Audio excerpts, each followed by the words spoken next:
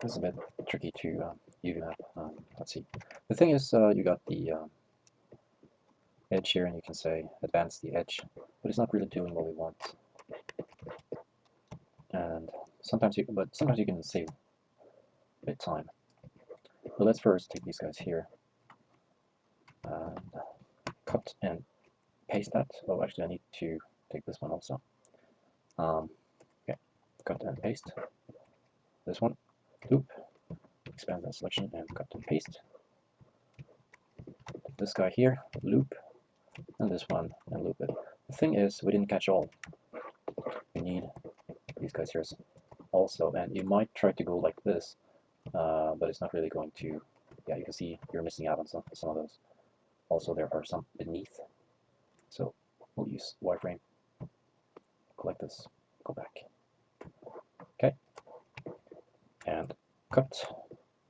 That's a good thing about that cut operation, is that you actually see if everything went okay or not. Okay, so undo the cut there. Take this one, cut again, and paste. And these guys, of course, cut and paste. Let's see now if, yeah, that should be everything. All right, so this is an older UV map, don't mind that. Okay, so now what? I can say make UV, but it's really not flying because, well, because we didn't make a cut here. So this one, as you can see, this is a solid object, or I mean not a solid object, but it's it doesn't have any cuts along this line right here or that line right there. So we need to do that also.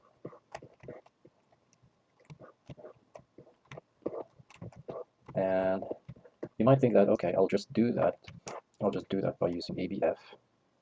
Take the edge here and use advanced edge, but you'll see that it's not really quite what you want. But this is where we can use a cheat, a hack. Okay, so take this one and loop it, and that's quite good. Now the thing is, PLG doesn't really care for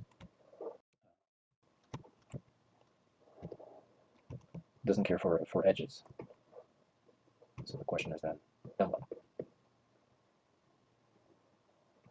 Okay, I'll show you in just a bit because we're going to use that hack again. So okay, but PLG doesn't care for edges, but let's use ABF then. And yeah, that's more like it. However, you can also get that edge selection back into PLG because we already made it with ABF. So here's the hack. You'll just simply say, okay, take these edges in this UV map and make them into an atlas. So click this button. I'll just deselect this here. Click this button and you'll see, oh, there it is. That's the same edge we had made for ABF, converted into PLG edges. So too bad that that PLG won't be able to use regular lighter edges, but we can use this hack there. So now you can tweak this to your liking in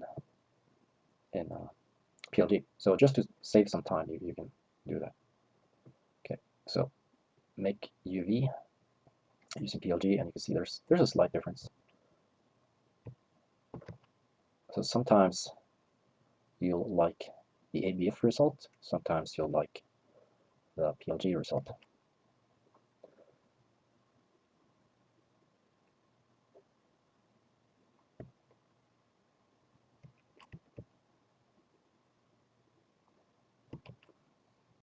This one is a bit tricky. Maybe the PLG one is a tad better. But yeah, there it is. Okay, I can see now that I did something wrong here. Yeah, so this one needs a cut. So, but I can do that by selecting the edge there, looping that, go back to polygon selection, I guess, and say ABF and wrapper. Will that work? No, that will not work. Let's undo that. Yeah, ABF is kind of like funky like that. Okay, let's do it with PLG then.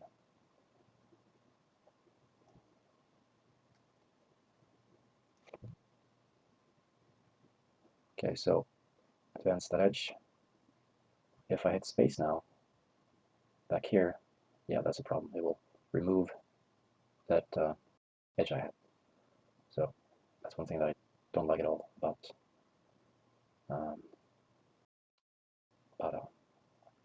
PLG. It's just impossible to actually see those selections. So you'll have to hide the polygon selections really, and then select them again, then make them visible.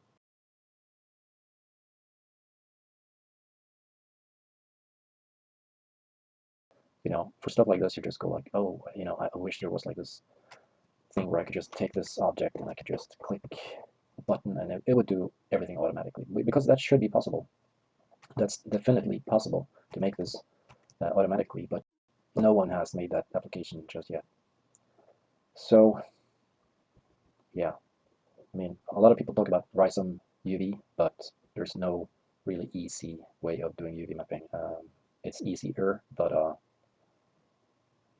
it's unfortunately very limited how much time you will save. As far as I've seen using Rizom UV, it's limited how much time you will save. So until then.